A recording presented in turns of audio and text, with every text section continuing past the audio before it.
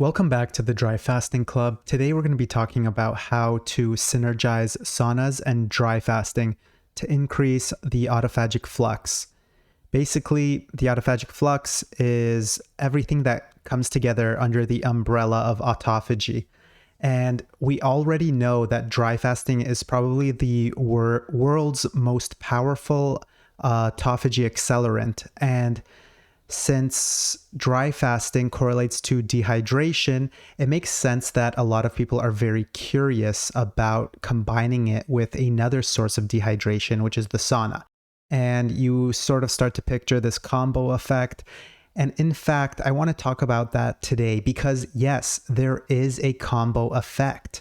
But if you are going to try and play it as safe as possible, it makes sense that you're not going to want to compound these effects until you gain a lot more experience with dry fasting. So today I'm going to talk about this. I'm going to talk about why you might want to even consider the sauna and dry fasting. I do have a few articles about saunas and dry fasting, and in most of them, I recommend not doing it unless you are preparing for some sort of extreme requirement like a boxing match the next day, or you need to lose a lot of weight and it doesn't matter if it's fat or just water weight. Then obviously you can do something that's been coined death fasting. Yes, DEATH. It was coined by Cole Robinson, and it's just, as the name implies, something ridiculously unsafe, crazy, but possible. Even though I have recommended not to do it in the past, as my health has improved. So I did have a post-viral illness before, which impacted a lot of my healing capabilities. And with that, my base autophagy rates. And I believe that sauna and heat stress, you actually incorporate a lot of stress on the body. That also includes denaturing viruses and causing a lot of debris. So under heat, you also denature proteins. That's usually how you're able to actually destroy viruses. But at the same time, you do cause a bit of internal harm to yourself. That's why it releases these things called heat shock proteins, which is one of the main things we're after here.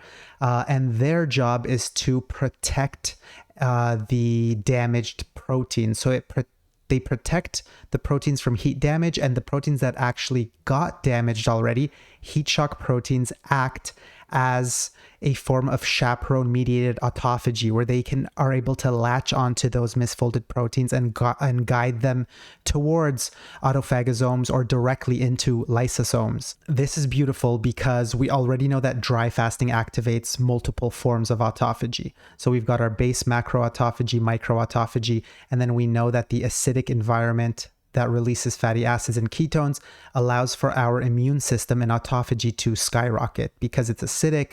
It stimulates the lysosomes. And what else does it do? Dry fasting also brings in hypertonic stress, and that's the stress of dehydration, which triggers a new form of autophagy. So now that we're considering pairing saunas with this, we basically get a boost to heat shock proteins. So our chaperone mediated is boosted. We potentially, depending on how long you're in the sauna, provide an additional way to combat pathogens in the body. And that could be parasites, that could be viruses, that could be bacteria. With a high enough temperature, they are going to be affected and denatured. You are going to increase your heat shock proteins, which are going to work in sync with your already boosted autophagy on the dry fast. So you are creating this intense environment. You kind of imagine just like what doesn't kill me makes me stronger type of thing.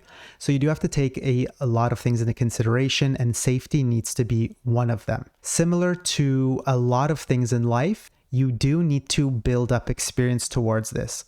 I talk about this about a lot of things, and especially dry fasting. Your body responds very well to slowly increasing stress, chronically slowly elevating the stress. Your body has mechanisms that can really adapt well to that. But when you incorporate acute stress, so extremely powerful, fast stress, so that's where things can get dangerous. And there's a few studies about this specifically for hypertonic stress that dry fasting provides.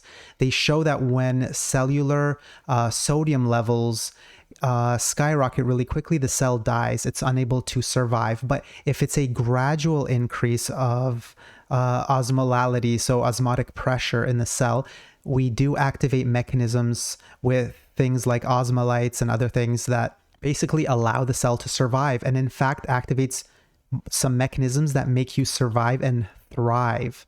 And that's where the beauty of dry fasting happens. So bringing in the sauna is something that I have started experimenting with, especially since I have healed from this post-viral illness. This was an autoimmune illness called long COVID, very similar to things like Lyme disease. And doctors told me that I was most likely going to have it for the rest of my life until potentially some miracle drug appears. But we all know what happens with that, aka you're stuck with this for a really long time and your health has to go back into your hands.